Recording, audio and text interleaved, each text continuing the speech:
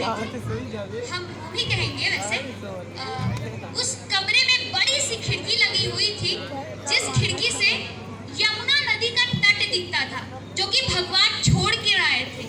उसके बाद उन्हें देखते ही देखते एक दिन बहुत याद आई अपने ब्रज की, अपने घर की, माता पिता की। उसके बाद देखते ही देखते उन्हें इतनी याद आई कि सवालों का ऐसा बहाव उठा कि वो यादों में ही बह गए। ऐसा होता है, हम बाहर पढ़ते हैं, इनफैक्ट मैं खुद बाहर पढ़ती हूँ, तो कभी कभी इक्का दुक्का दिन ऐसा रह जाता है कि हमें उस दिन घर की बहुत याद आती है, माने कोई दिख ही जाए, कोई मिल ही जाए।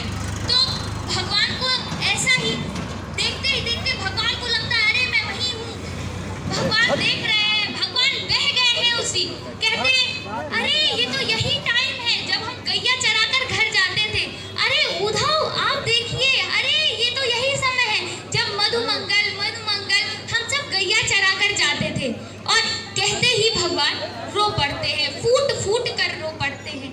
उद्धव कहते हैं अरे भगवान आपको रोने की क्या आवश्यकता पड़ गई, कौन सी ऐसी कमी आ गई आपको।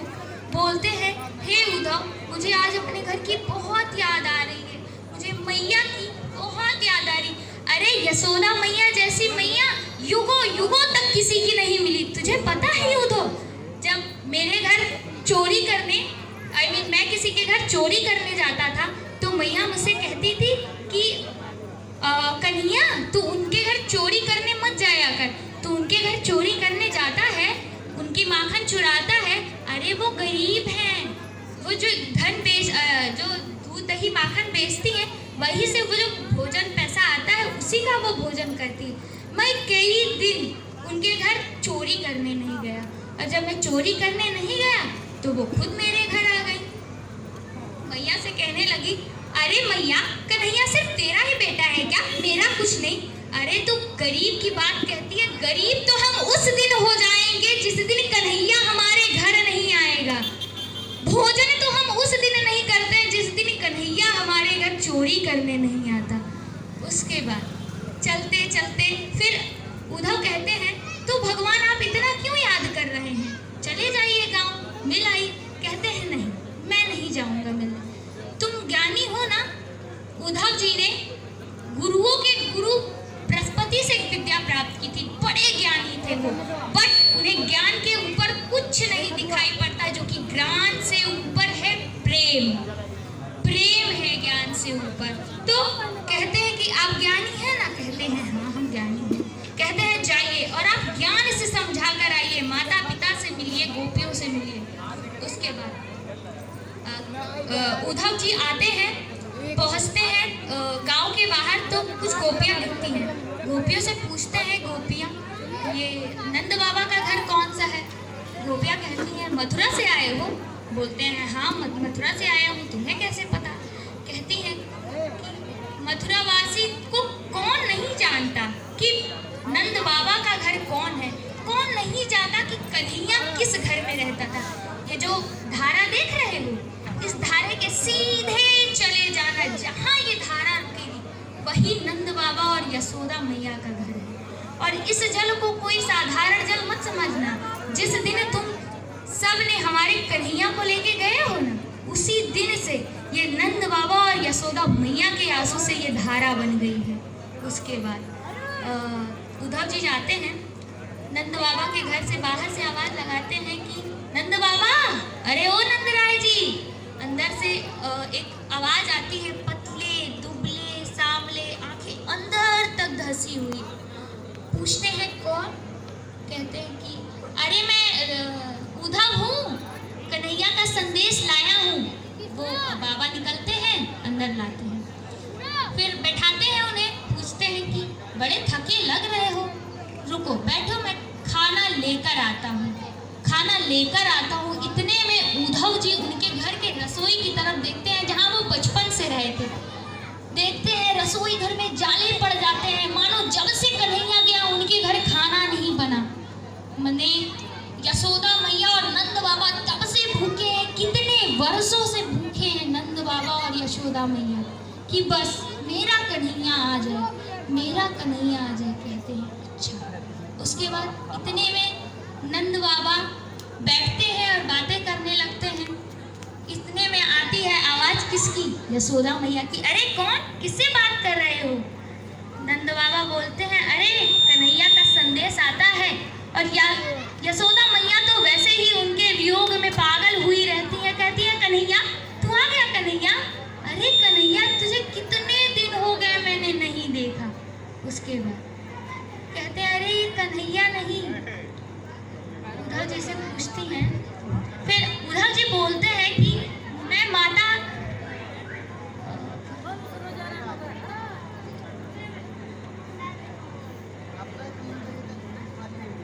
उनकी माता का संदेश लेके आया हूँ। कहती है बताओ क्या संदेश लाए हो? कहती है कि धन्य है तेरे उस लालन पालन को, धन्य है तेरे उस लालन पालन को। तू तो कहती है कि मैं कन्हैया को दिन में 8 बार भोजन कराता हूँ, यहाँ तो वो दिन भर कुछ खाता ही नहीं है। और तू तो कहती है हमारा कन्हैया बहुत शरारती है, नटखट है, बहुत बदमाशी करता है, यहाँ तो वो कभी तो मैंने उसको मुस्कुराते नहीं देखा। कहते हैं तू तो बोलती है कि उसे गौरस से बनी मिठाई बड़ी अच्छी लगती है। एक दिन मैंने उसके भोजन में वो मिठाई रख दी, जो कन्हैया हाथ जोड़कर खाने पर बैठता था उस दिन वो भोजन छोड़ दिया, रोने लगा। उद्धव से कहता है उद्धव मैया से बोल कि मुझे ये गौरस से बनी हुई मिठाई नहीं दिया करे, मुझे यशोदा मैया की बड़ी याद आती है। इतने में मैया मूर्छित होकर गिर जाती है। नंद बाबा कहते हैं कि बस ये इतनी ही देर सोती है जितनी देर ये बेहोश रहती है, बाकी पूरा टाइम ये पूरा ब्रज घूमती रहती है पागलों की तरह। तूने मेरे कन्हैया को देखा है क्या? हमारा कन्हैया चोरी करता था। तूने मेरे कन्हैया को देखा है क्या? कन्हैया तेरे घर चोरी करने आई है, बांध के रखा है ना तूने मेरे कन्हैया को। तू कन्हैया को वापस कर दे प्लीज, तू कन्हैया को वापस कर दे, मैं तेरा कुछ नुकसान नहीं होने दूंगी। पूरा ब्रज घूमती पागल फिरती मैया घूमती रहती है। इतने में नंद बाबा कहते हैं कि ऐसा भी दिन कन्हैया हमें दिखलाएगा, हमें नहीं पता था। फिर उद्धव को अपना काम नजर आता है, उद्धव को लगता है कि अब यही मौका है। तो उद्धव कहते हैं नंद बाबा से कि नंद बाबा ये कोई आपका बेटा नहीं है, ये तो परम पिता परमेश्वर है, तेरे कोई बेटे बेटे नहीं है। कहते हैं अच्छा ये कोई बेटा नहीं है, चलो मानते हैं ये मेरा बेटा नहीं है, ये भगवान है। भगवान तो कहते हैं सदा सत्य की राह पे चलो, मेरा बेटा तो बात बात पर झूठ बोलता था, हर बार चोरी करता था, रोज कोई ना कोई उलाहने आते थे। अच्छा चलो फिर भी मैं मान लेता हूँ कि परम पिता परमेश्वर है। मानो हमसे तो गलती हो सकती है, भगवान से कभी कोई गलती हो सकती है क्या? नहीं। तो मैंने कन्हैया को बेटा कहा लेकिन उसने मुझे बाबा कहा। नंद यशोदा मैया को मैया कहा उसने। अच्छा चलो मैं तब भी मानता हूँ कि वो भगवान है। भगवान तो कहते हैं कि दुनिया में सब आपका साथ छोड़ते हैं, माँ बाप पिता भाई बहन पड़ोसी सब कोई आपका साथ छोड़ता है, लेकिन भगवान कभी साथ नहीं छोड़ता। इसलिए कभी दिन ऐसा आता है कि हम बहुत परेशान हो जाते हैं तो हम भगवान से शिकायतें करने लग जाते हैं, पर तब भी भगवान कहते हैं कि तुम ऐसे नहीं करो, हमने तुम्हें जन्म दिया, हमारे मम्मी पापा हैं वो हमें सब दे रहे हैं, खाना दे रहे हैं, अच्छा कपड़े दे रहे हैं, सब कुछ दे रहे हैं। फिर भी हम बगल वाली आंटी से जाके कहे आंटी हमको ये चीज़ दे दीजिए, मेरा बड़ा मन कर रहा है, तो मम्मी पापा को तो गुस्सा आएगा ही कि सारा चीज़ हम पूरा कर रहे हैं, बगल में जा रहे हैं पड़ोसियों से मांग रहे हैं। तो भगवान भी कहते हैं सारी चीज़ें हम पूरा कर रहे हैं तो तुम्हें बगल वाले, अरे तुम मेरे साथ, भगवान कहते हैं कलयुग में तुम बस भगवान को दिल से पुकार लो, भगवान प्रकट हो जाएंगे, पर दिल से तुम्हारे भाव तुम्हारी श्रद्धा होने चाहिए। हाँ, इसके बाद क्या होता है हाँ, तो नंद राय जी कहते हैं ऐसा। उसके बाद फिर इतने में वो भी मूर्छित हो जाते हैं, तब उद्धव बाहर निकलते हैं। जब उद्धव बाहर निकलते हैं तब उन्हें कुछ गोपियाँ दिखाई पड़ती हैं। जब गोपियाँ दिखाई पड़ती हैं तो गोपियों से कहते हैं कि तुम भी हो राधा, तुम ही हो राधा? कहते हैं नहीं, हम तो राधा नहीं है, लेकिन हाँ हम राधा से कम प्रेम नहीं करते हैं कन्हैया से। कहते हैं अच्छा। थोड़ी दूर बाद और जाते हैं तो 3-4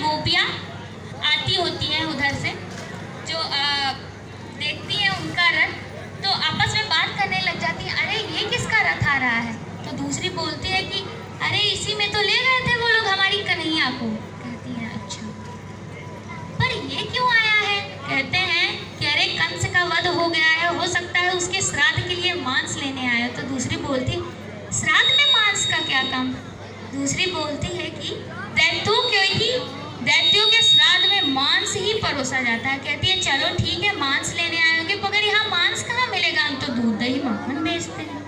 कहती है अरे ये मथुरावासी बड़े चतुर हैं, इन्हें पता है कि जब से कान्हा गया है तब से हम यहाँ आगल पागल मूर्छित घूम रहे हैं। और हाँ, इन्होंने अपने स्वाद का भी बहुत ध्यान रखा है। ध्यान ये रखा है कि हमारा दिल, हमारा मन कान्हा के पास है, तो हमारा प्रेम, हमारा दिल मीठा है। इसीलिए जब वो हमारे कलेजे को काटेंगे तो उन्होंने अपना तो मैं थोड़ा संक्षेप में करूँगी, सॉरी। फिर उसके बाद ये होता है, गोपी बोलती है कि दूसरी गोपी बोलती है कि कन्हैया तुम्हारा हृदय मांगेंगे तो तुम दे दोगी? बोलती है हाँ, हम तो अपना हृदय दे। कहती है कि तुम्हें कान्हा से इतना प्रेम? कहती है हाँ, हमें कान्हा से इतना प्रेम। कहती है अच्छा। उद्धव जी कहते हैं कि आप सदैव ज्ञान मार्ग पर चले। गोपियाँ पूछती है ज्ञान मार्ग पर चलने से क्या होगा? कहती है मोक्ष की प्राप्ति होगी। कहते हैं मोक्ष की प्राप्ति से क्या होगा? कहती हैं स्वर्ग मिले। कहती हैं कि अरे हम ठोकर मारते हैं ऐसे स्वर्ग को जिसमें कन्हैया हमारा ना हो, और जिसमें कन्हैया हमारे साथ है, अगर वो नरक के भांति है तो हम नरक जन्मों जन्मों स्वीकार करने के लिए तैयार है। इतने में ये बोलते किसके? मीराबाई की। मीराबाई ने कहा था ये। मीराबाई जब भी गाना गाती थी, कन्हैया हमेशा आते थे और उनका गाना सुनते थे, वो भी नृत्य में खो जाते थे। अब एक दिन भगवान ने उनकी परीक्षा ली।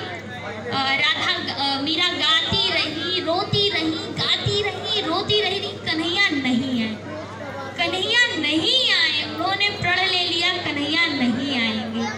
अब मीरा एक वृक्ष के नीचे रोती रहती है, तब एक कौवा आता है, वो भूख से चिल्लाता है ऊपर, बोलती है कि ले जा, अभी तो मेरे पास कुछ खाने का नहीं है, तू मेरा कलेजा ले जा खाने के लिए, मैं खुशी खुशी तुझे अपना कलेजा दे दूंगी, लेकिन यहाँ मत खाना, वहीं जाना मेरे पिया निर्मोही के सामने खाना, तू खाना और वो देखेगा।